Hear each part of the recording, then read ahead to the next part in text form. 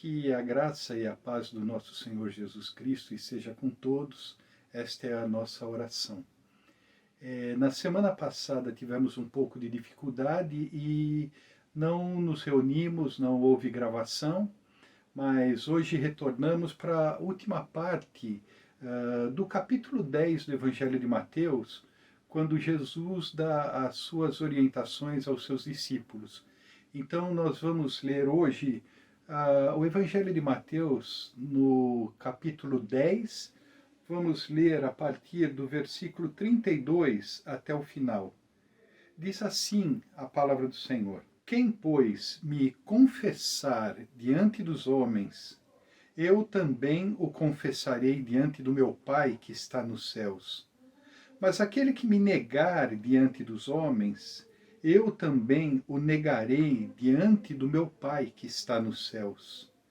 Não pensem que vim trazer paz à terra. Não vim trazer paz, mas a espada. Pois eu vim para que o homem fique contra seu pai, a filha contra sua mãe, a nora contra a sua sogra. Os inimigos do homem serão os da sua própria família. Quem ama seu pai ou sua mãe mais do que a mim, não é digno de mim. Quem ama seu filho ou sua filha mais do que a mim, não é digno de mim. Quem não toma a sua cruz e não me segue, não é digno de mim. Quem acha a sua vida, a perderá. E quem perde a sua vida por minha causa, a encontrará. Quem recebe vocês, recebe a mim. E quem me recebe, recebe aquele que me enviou. Quem recebe um profeta, porque ele é profeta, receberá a recompensa de profeta. E quem recebe a um justo, porque ele é justo, receberá a recompensa do justo.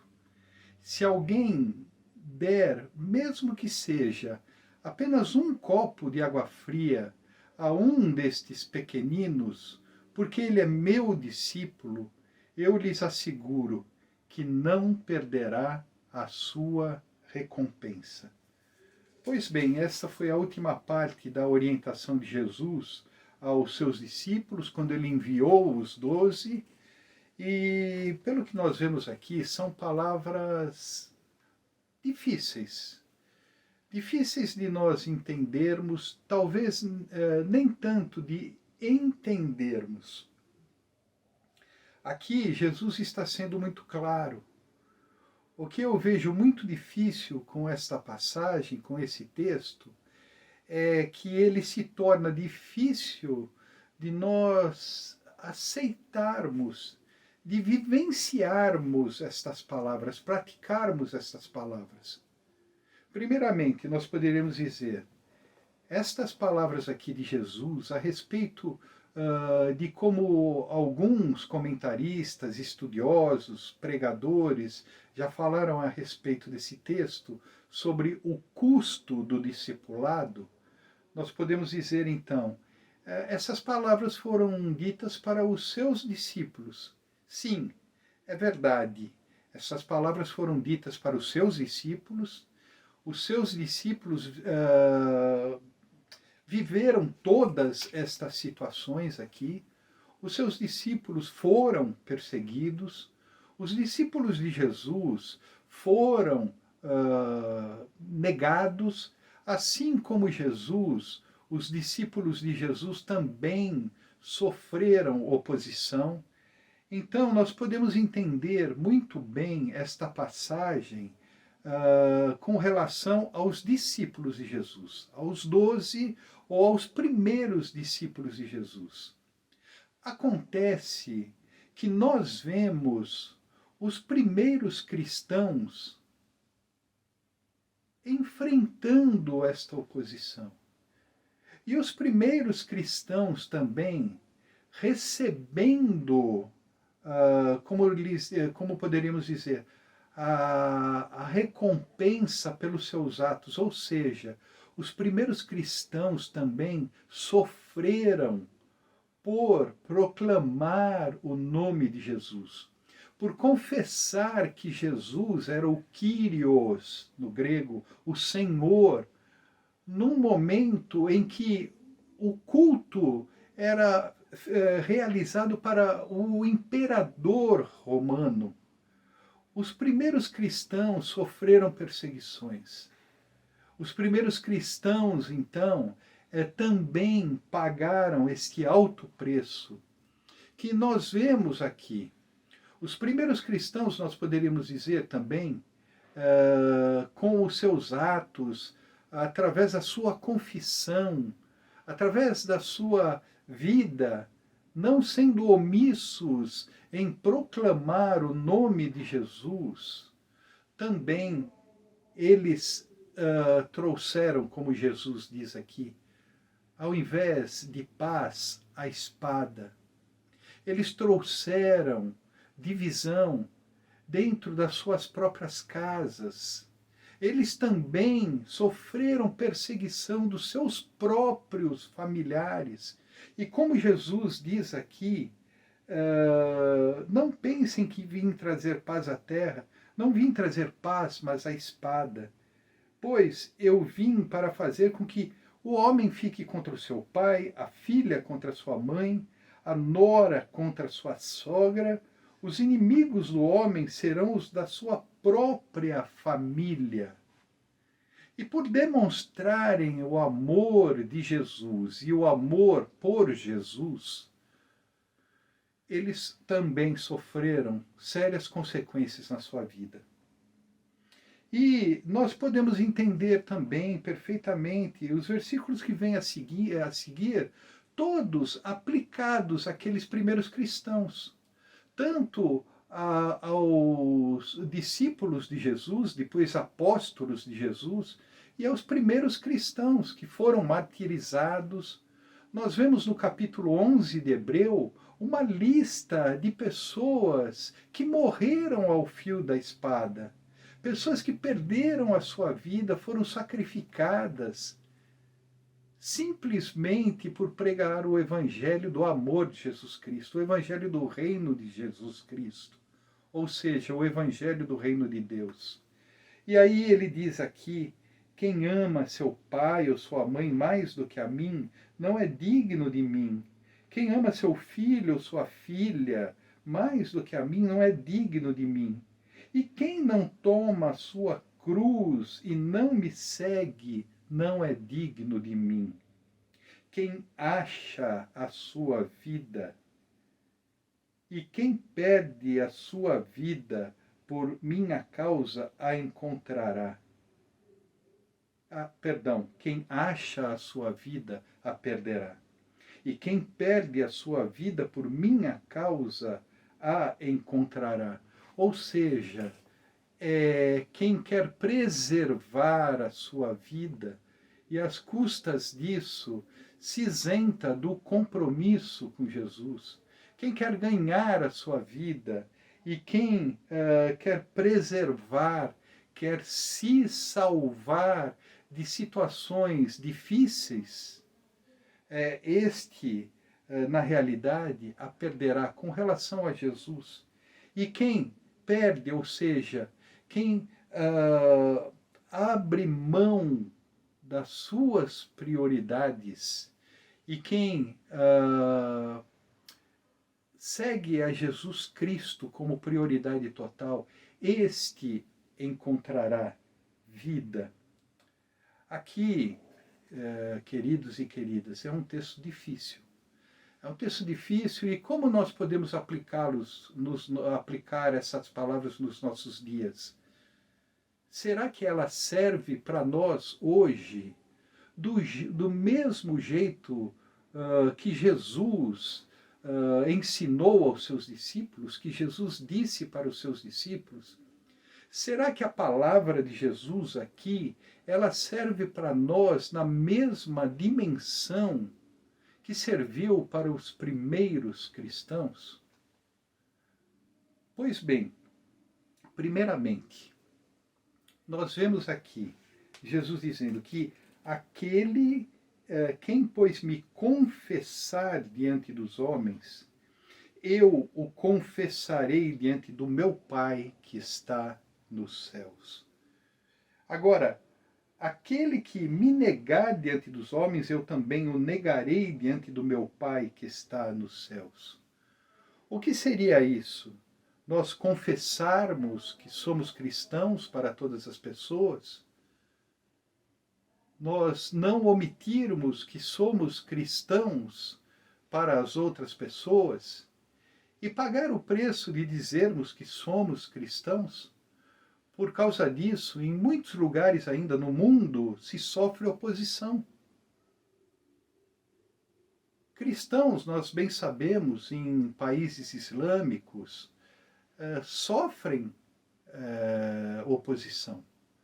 Nós vemos que as mulheres, mesmo nos padrões culturais daqueles países, hoje estão pagando um preço alto e se opondo àquele sistema opressivo.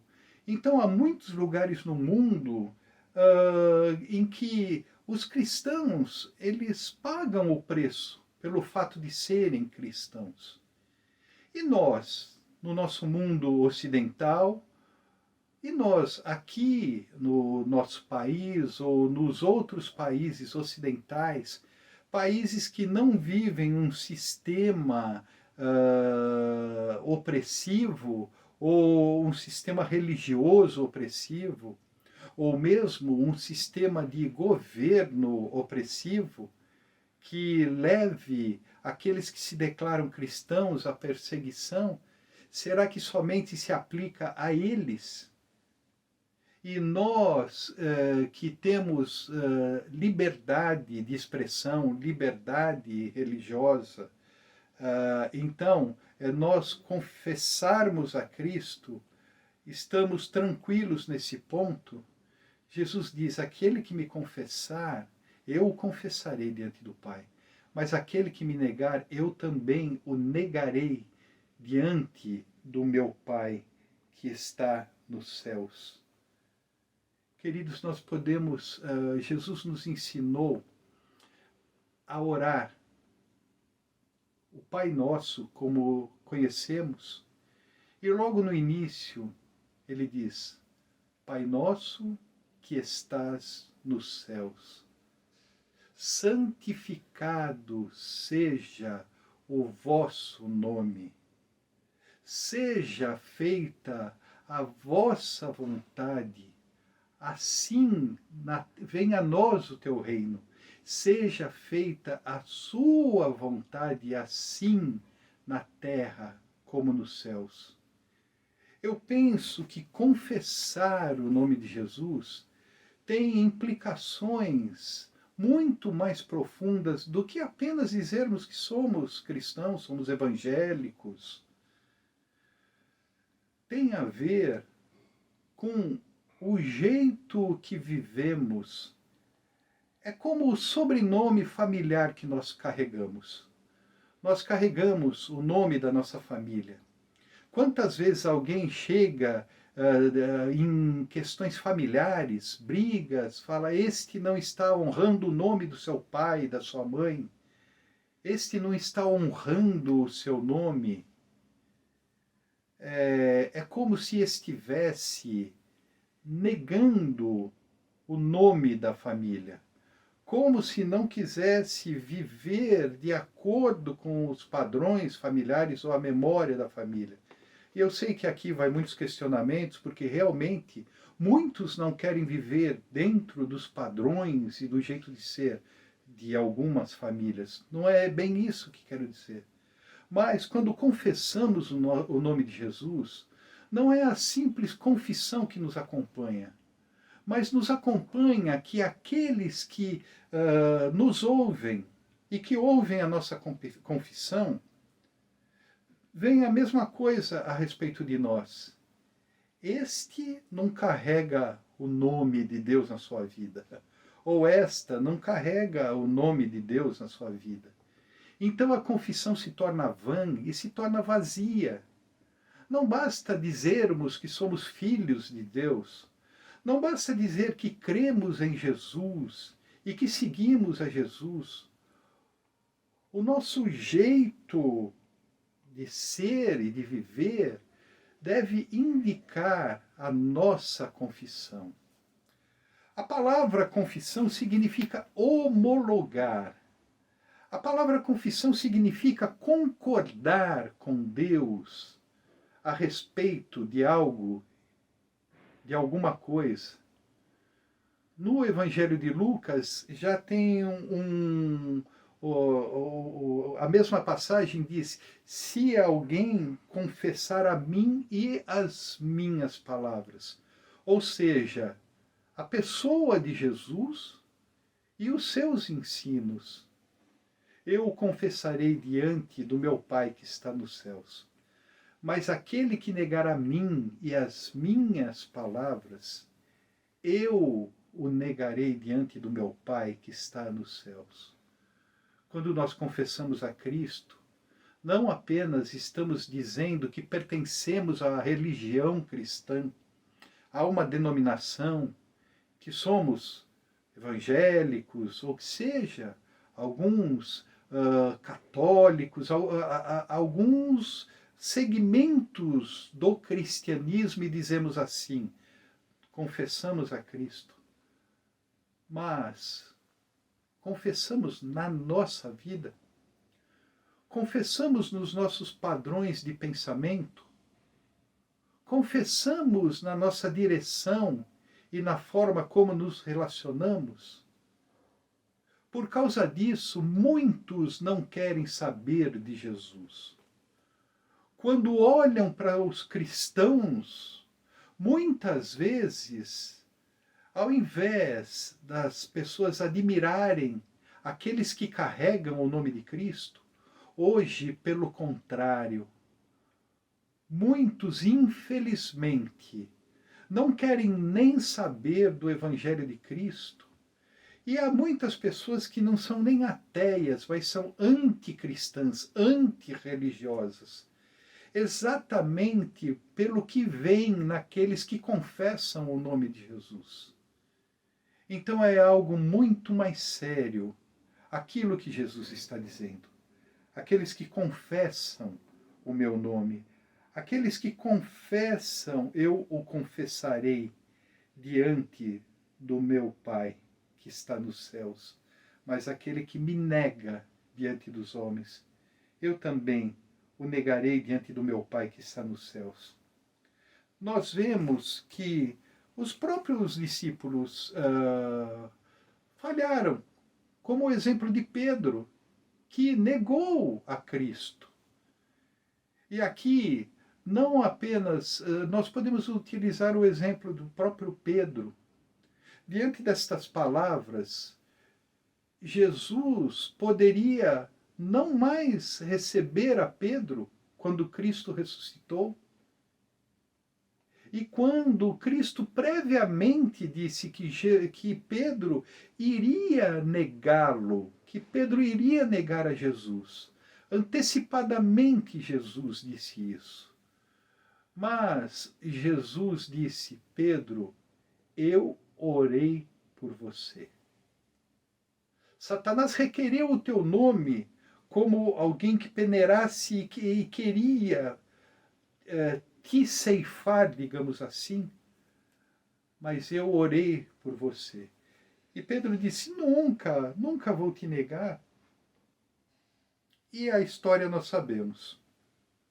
Mas Pedro se arrependeu.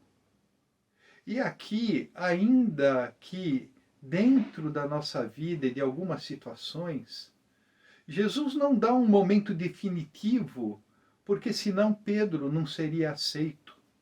Mas aqui Jesus mais fala, não de um momento ou outro, mas Jesus está falando da prática contínua da confissão.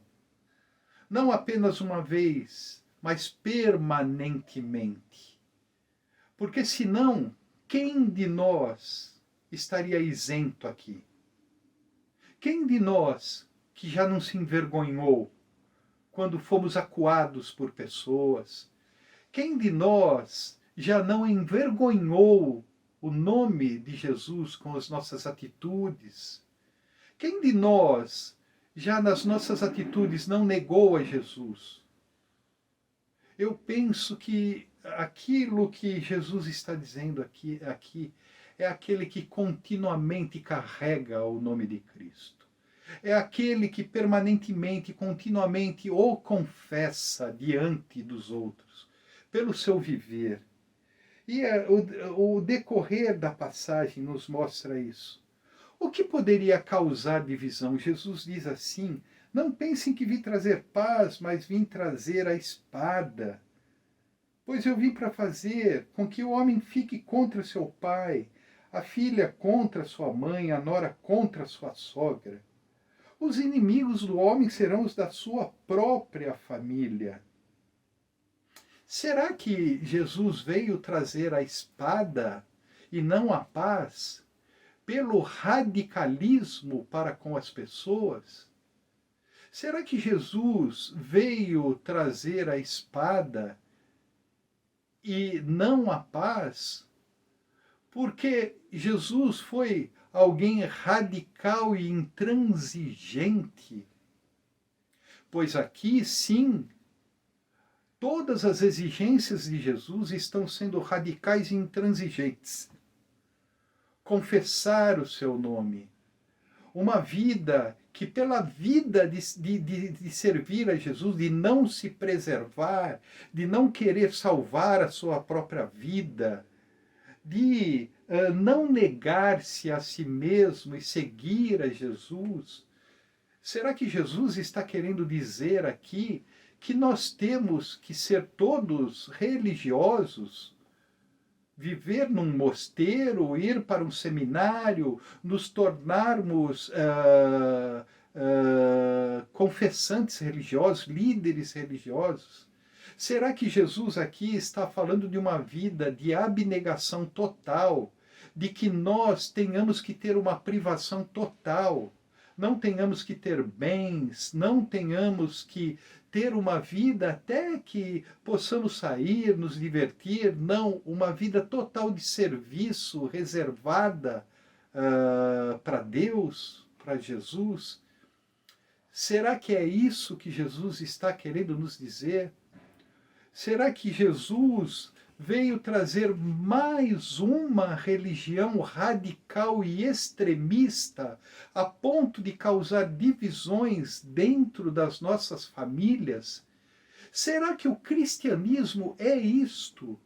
Será que o cristianismo, o Evangelho de Jesus Cristo, é uma religião extremista, como nós estamos vendo nos dias de hoje?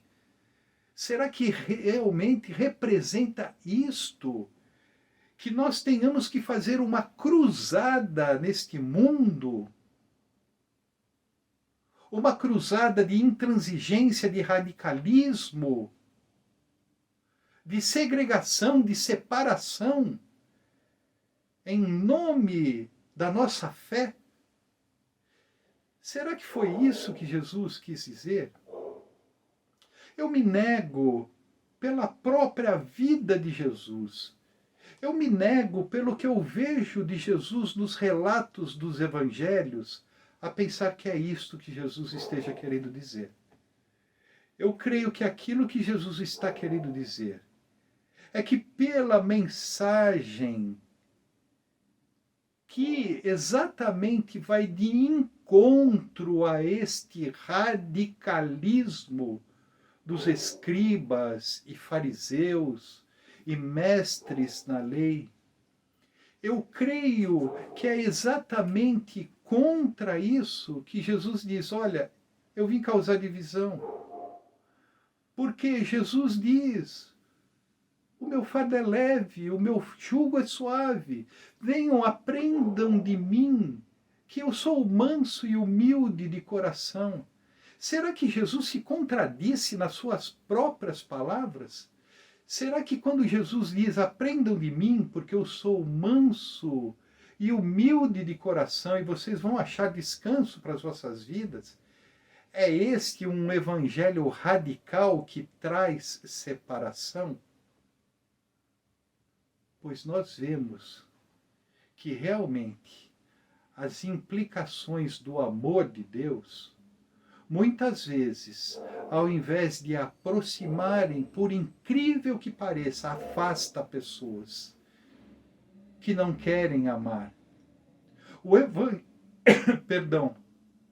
O evangelho da salvação de Jesus Cristo e do amor de Jesus Cristo, nós pensamos assim: é apenas um evangelho que atrai, um evangelho que todos deveriam aceitar, mas não é aceito por quem não quer amar, mas não é aceito por quem não vive na dimensão do amor, mas não é aceito por quem pensa que a vida é a ferro e a fogo.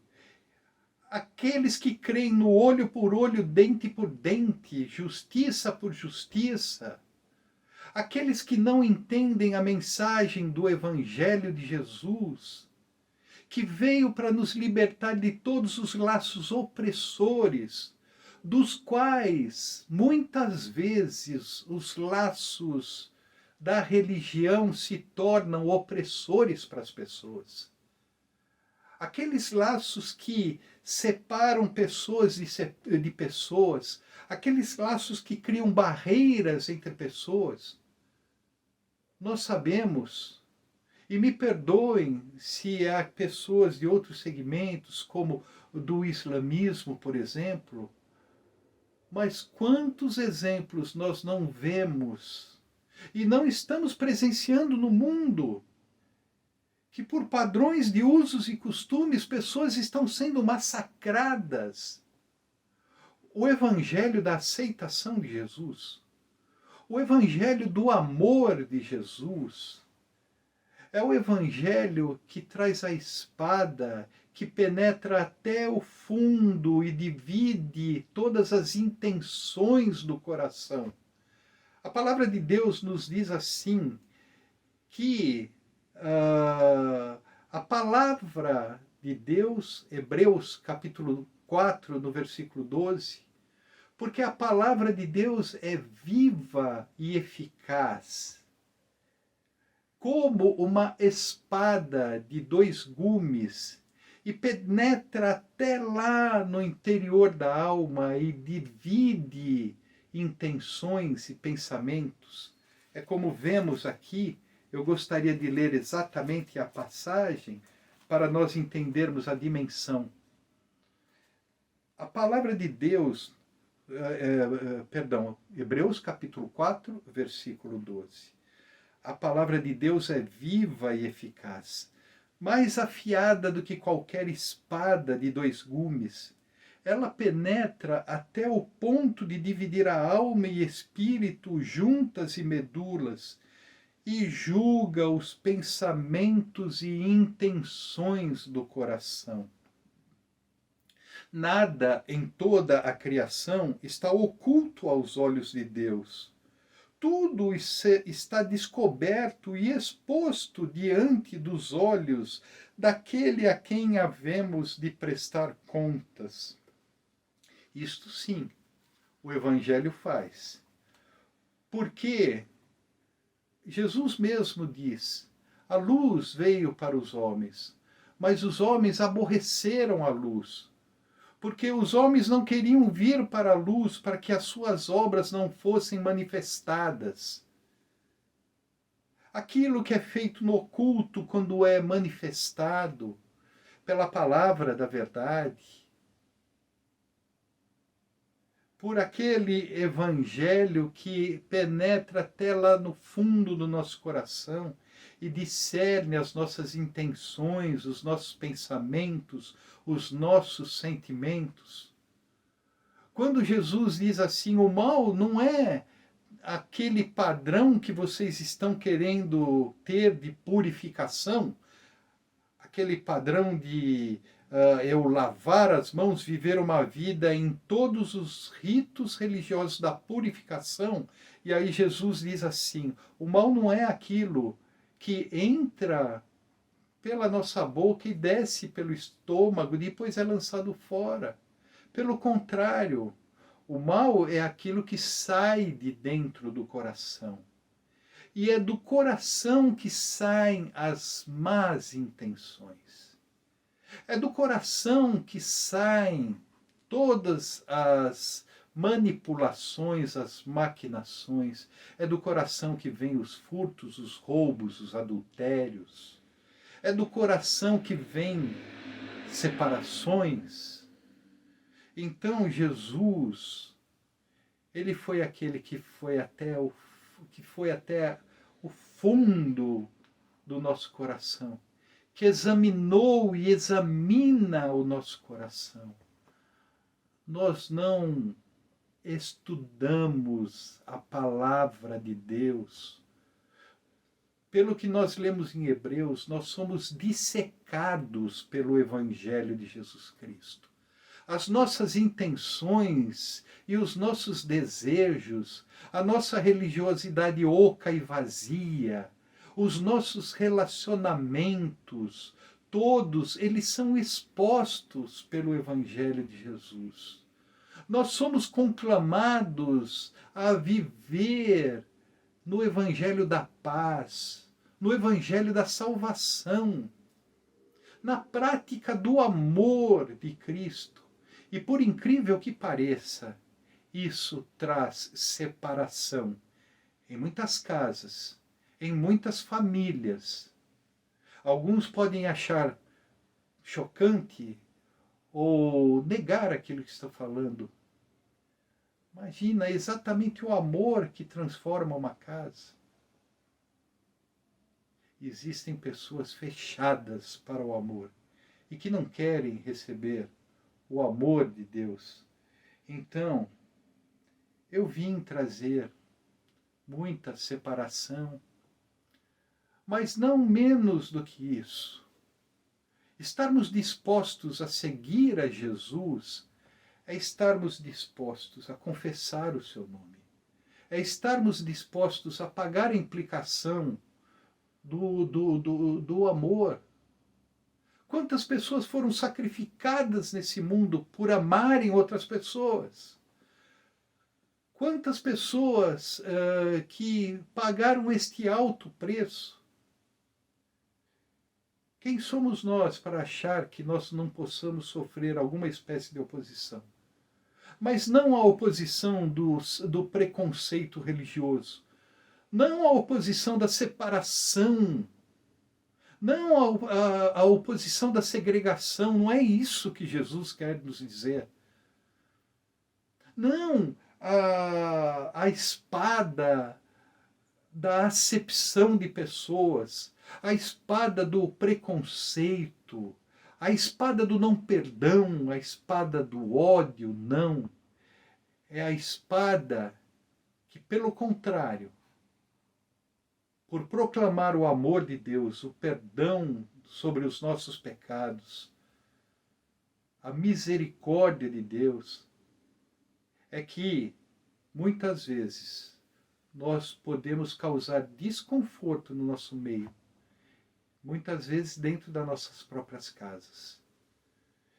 Aqui, Jesus segue adiante e ele finaliza: tomar a cruz. Sempre digo para as pessoas lá na igreja: tomar a cruz, carregar a cruz. Não é carregar algum sofrimento na vida. Carregar a cruz não é carregar um filho que me traz problema, não é carregar um marido ou uma esposa. Carregar a cruz não é carregar um mau patrão ou coisas assim.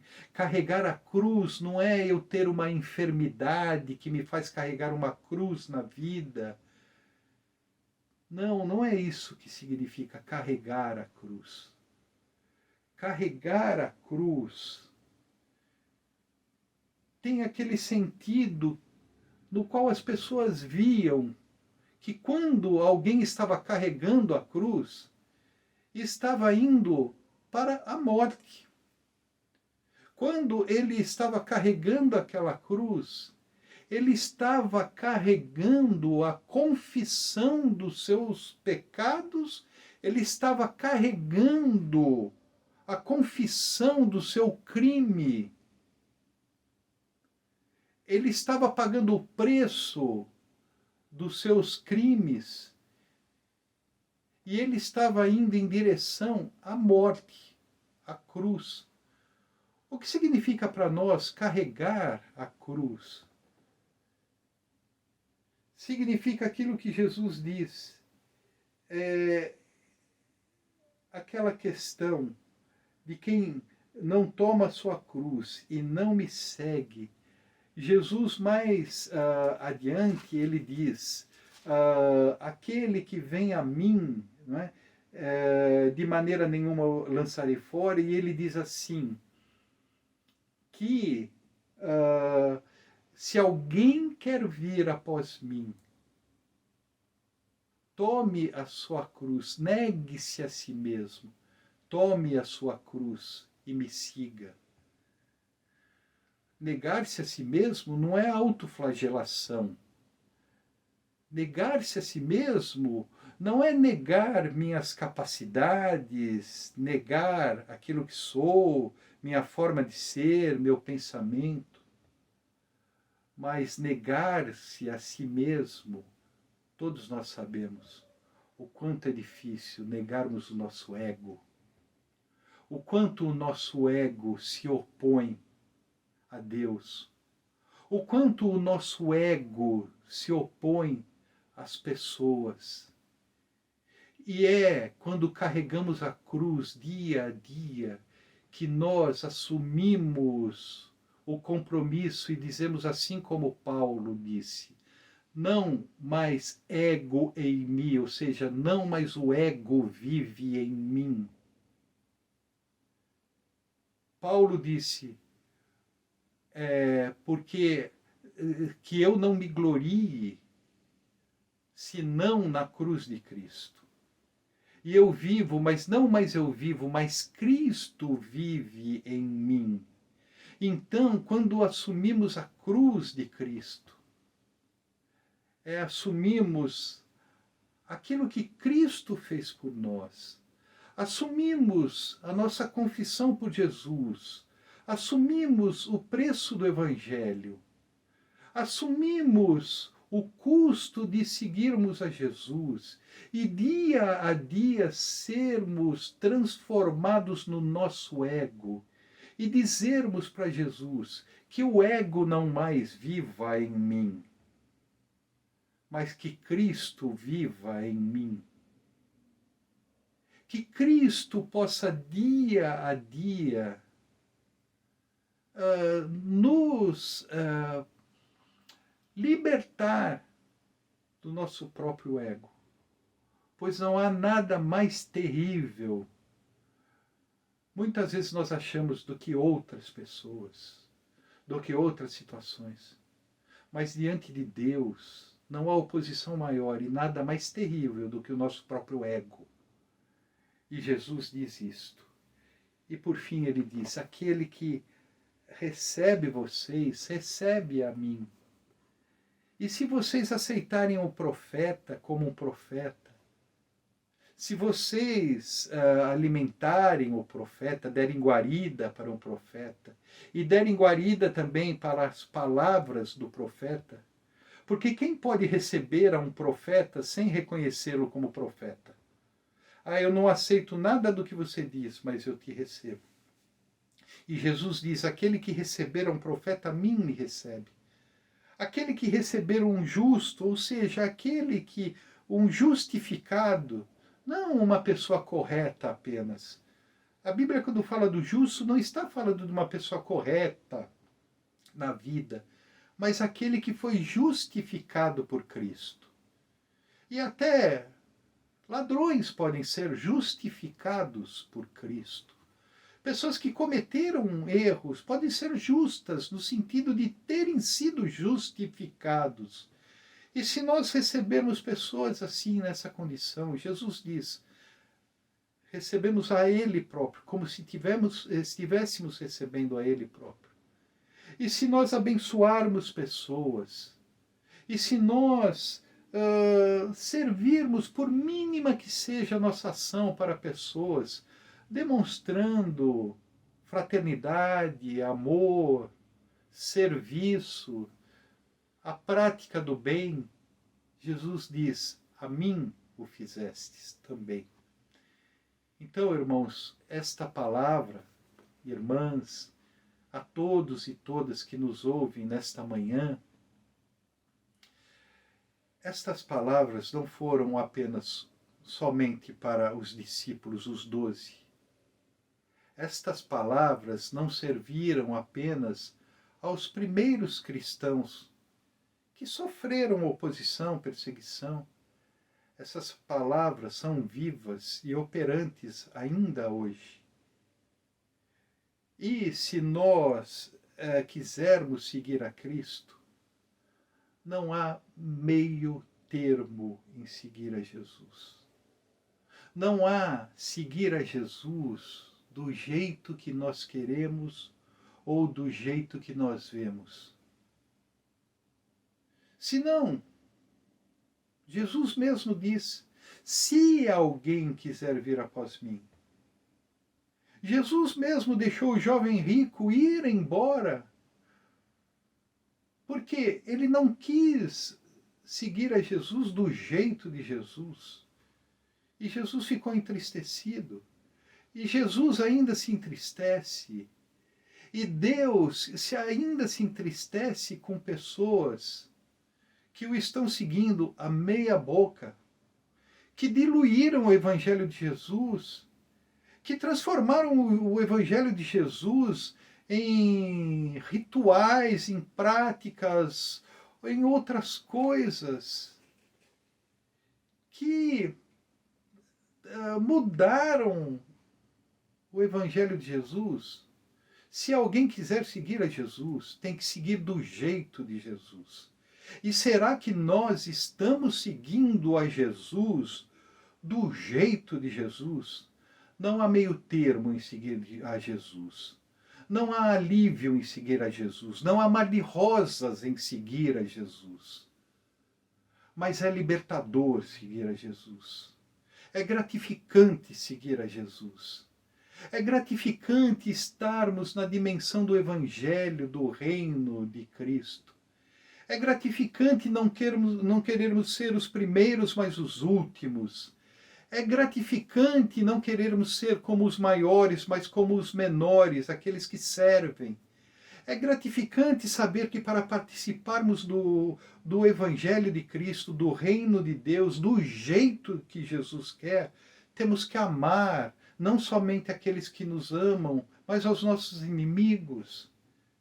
É gratificante praticarmos o bem e o serviço, porque o Filho do Homem não veio para ser servido, mas para servir e dar a sua vida em resgate de muitos.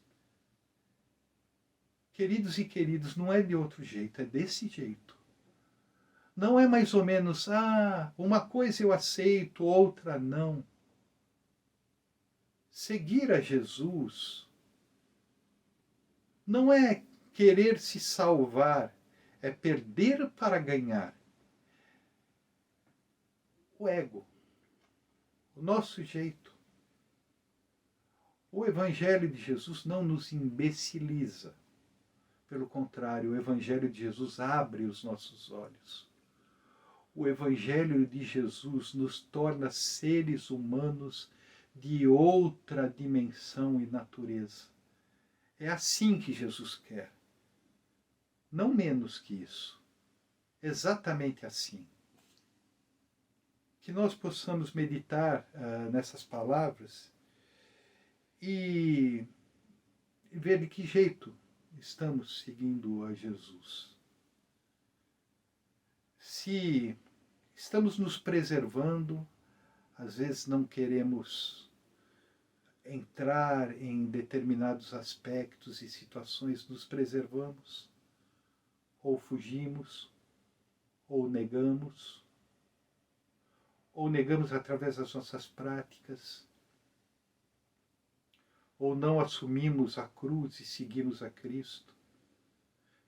Pense nisto, e é assim que Jesus quer todos os seus discípulos. E é por causa disso que ou o Evangelho está sendo visto, ou é por causa disto que o Evangelho de Jesus está encoberto para as pessoas também. Porque as pessoas não têm visto verdadeiros seguidores de Jesus.